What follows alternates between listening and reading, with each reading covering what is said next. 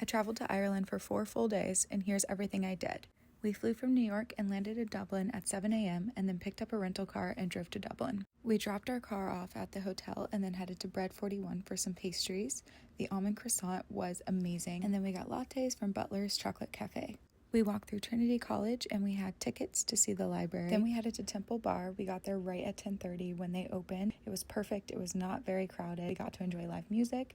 Then we walked through Grafton Street, St. Stephen's Park, and then just enjoyed walking around Dublin. Then we headed to lunch and got fish and chips from the fish shop. After lunch, we headed to the Guinness storehouse. We enjoyed learning about the Guinness brewing process, and we even got our faces on a Guinness. Here's me drinking our faces, and we enjoyed the rooftop view. Then we walked back to the Temple Bar area and went into Temple Bar. We were curious to see how crowded it would get at peak time, and to no surprise, it was very crowded. We popped into some other pubs and enjoyed live music. Day 2, we woke up at 5 a.m. and drove to Killarney. Our first stop was the Gap of Dunloe.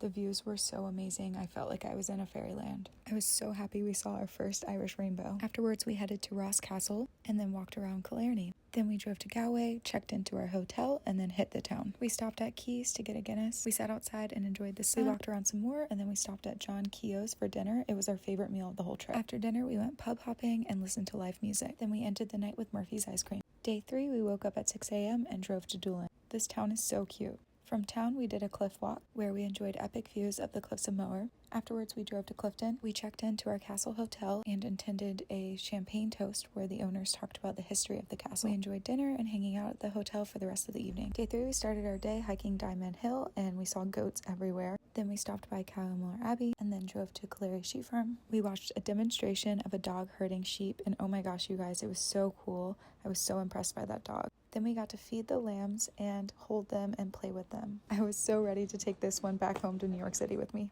We continued on our drive and then stopped at Ballynahinch Castle. We contemplated staying here, but it was a little bit out of our price range, so instead we opted for walking around the grounds and got a drink. Then we continued on our drive to Clifden Castle. This was our favorite castle we saw the whole trip. It was really cool. You got to walk around inside of it.